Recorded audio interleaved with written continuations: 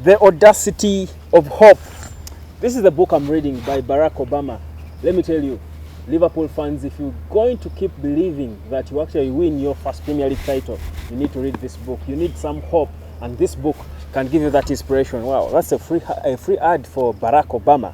But anyway, that's not what I'm here to talk about. Welcome to Web Sports, my channel where we get to talk about sport. Well, the coronavirus is still hitting, and it's hitting hard. Let me tell you what, today Manchester United were supposed to be returning back to training at the Carrington grounds, but after advice of authorities, they were told not to step there because the scare is still real. So Ole Gunner Solsjaer, who was trying to keep his players fit and trying to maintain the momentum they had gained, will have to wait a bit longer. But that's not what we're here to talk about. The main topic today is a big debate. The big debate is Bruno Fernandes and Paul Pogba. How on earth are they going to fit in the same team? Let me tell you, this is selection headache there for Ole Gunner Solsjaer, but I think it's good headache really. Well, speaking of heads, let me first put off this hat or cape, whatever you call it, so that you see me properly. This is me.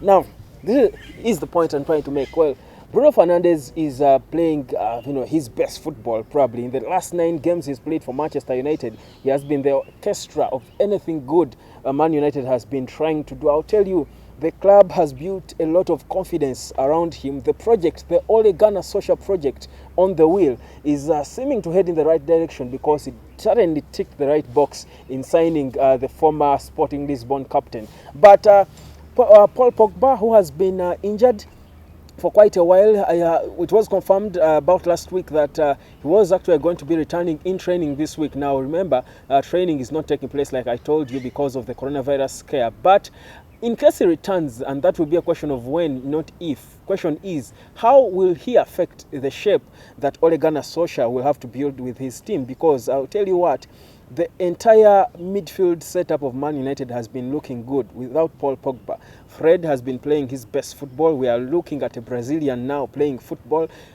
Match in, match out, you can debate. He's one of the best performers for Man United for all the past 11 games they have gone without a loss.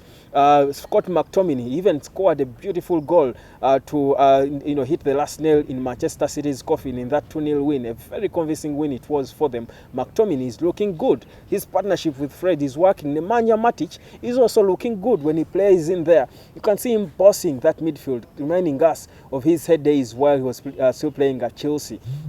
I don't need to talk about Bruno Fernandes. So the question is, if Paul Pogba returns, where is he going to play? Because Pogba is not a bench material. He's surely a star player who has got to start. Star players always start games. But of course, Man United fans, now that you've got Bruno Fernandes, you're always coming out to show us how you're unbothered about Paul Pogba and his return. In fact, many of you call him a contract rebel. You want him out of the club.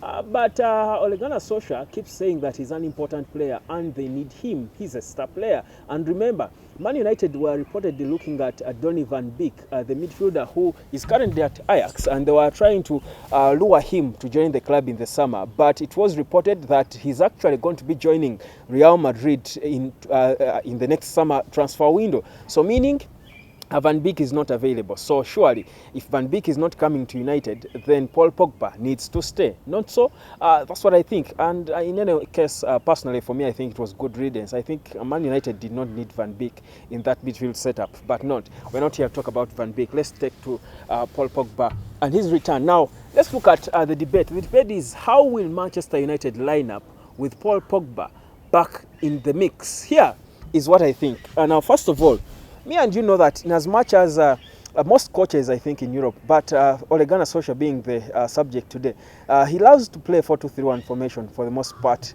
of his times as coach at Man United, even at Molde and everywhere he has coached before. But if you have Bruno Fernandes and Paul Pogba both fit and you think they both need to start a game, I'm thinking you don't want to play a 4-2-3-1 formation. And I think one thing I will credit Ole Gunner Solsjaer for is that he's a bit of a comfortable manager when it comes to formations. He's not a one-trick pony, and that's a good thing if you're going to be a coach of a top-flight team like Manchester United, one of the biggest clubs in the world. If you're going to live to the expectations of many a fan, in these evolving times of football, you need to be flexible with formations, and I think Ole Gunner Solsjaer has tried to prove that. There are games he has played a 4-2-3-1 formation, rocked it so well. He comes, plays a 4-4-2 diamond, and at times he plays a back three, has the confidence to play with three central defenders, plays a 3-4-2-1, which I think is a good sign. But the last two formations for me, I think, are the ones that would suit or that would accommodate both Bruno Fernandes and Paul Pogba. Here's the first, a 4-4-2 diamond. Yeah, I think if you remember the heydays of Sir Alex Ferguson, he loved to play with two strikers, that traditional 4-4-2 formation. But of course, I'm thinking Solskjaer might tweak it around and have a midfield four, but in a diamond shape. Here is how it would look.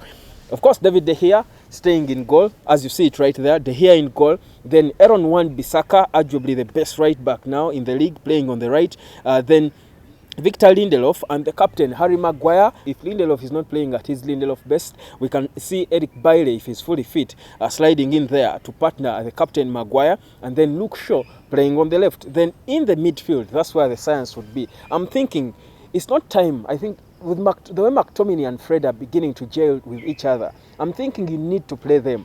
So you have your best two attacking options, because Paul Pogba loves to orchestrate attack from deeper positions or from deeper areas. So if you play him closer to the holding midfielders, not entirely as a holding midfielder, but closer to them, and then release Bruno Fernandes, because he operates more as a number 10 or in that hole behind the two strikers up front, you think you'll get probably something out of the two at their best. So you don't displace Bruno Fernandes, have Pogba play slightly behind him, but also trying to orchestrate play, but from a more deeper position. So this is how, for me, I think it will be. So from the back four that I mentioned, you have Scott McTominay sit just in front of them to shield them, because he has got the discipline to shield the back four.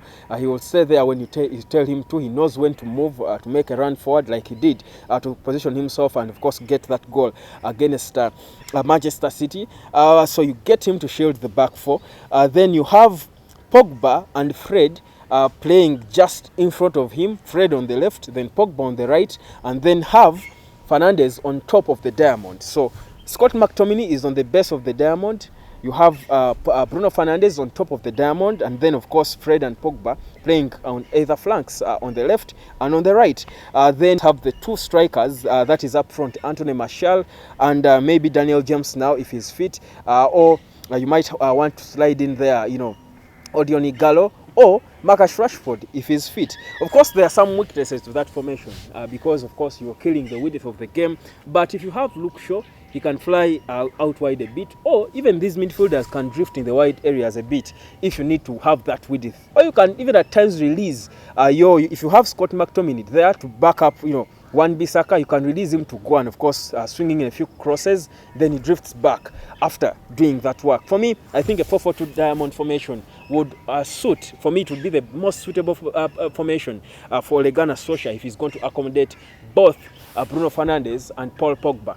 The other formation, though, would be the one that Solskjaer has proved to prefer when he's playing big, very important games or tough games, if I would. He has the confidence to go for three central defenders. Now, that is, it takes some bit of guts. Here is how it would be in a 3-4-2-1 formation. This is how it would be. Of course, a central three, a back three that has Victor Lindelof, Harry Maguire, and Luke Shaw as the three central defenders, and then you've got Wan-Bissaka and Williams playing as wing backs. Williams, of course, on the left and Bissaka on the right. That is Brandon Williams. And then you have Fred playing close to Scott McTominay as the two shielding the back three, because if you're a defender less, you need an extra holding midfielder to try and shield to support McTominay. So I'm thinking that can be Fred playing alongside Scott McTominay, and then so those are the mid four in the 3-4-2-1. So, and then you've got Bruno Fernandes and Paul Pogba playing close to each other.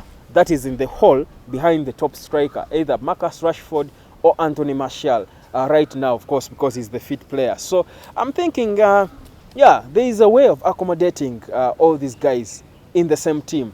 He can go for other formations, like say 4-3-3, but that would mean he has to let go of either Fred being relegated to the bench, or Scott McTominay also dropping to the bench, because if he plays, say, 4-3-3, I will tell you it will mean you have one holding midfielder, solid holding midfielder, either Fred or Scott McTominay. So one of the two would go on the bench to clear a space for Paul Pogba and Bruno Fernandes. That is, for me, is the dilemma. Question is, what is your view? Slide down in our comment section and let me know what you think. How do you think Ole Gunner Solsjaer should field his players to accommodate Paul Pogba and Bruno Fernandes? Subscribe to this YouTube channel, that is Web Sports, of course, for more sport talk.